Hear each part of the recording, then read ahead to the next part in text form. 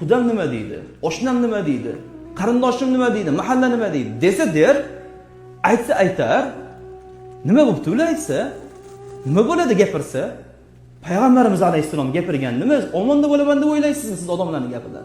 Abu Bakrlarni gapirgan omonda bo'ladi deb o'ylayapsizmi endi biz? Abdurrahmon ibn Avf ihson qilganda riyo qildi Abdurrahmon degan odamlar. Abdurrahmon ibn Avf pulim yo'q deganda baxil bu Abdurrahmon ibn Avf degan odamlar. Subhanalloh, u yog'i ham, bu yog'i ham gap ekan. Xo'p, nimaga ular uchun qiynalish kerak? Mana bizning holatimiz qanaqa o'zgarib ketdi? Qalbda nimaga halovat yo'q? Nimaga namozda xushu yo'q? Nimaga Ramazon keldi? Hali ham gunohdan tiyila olmayapman.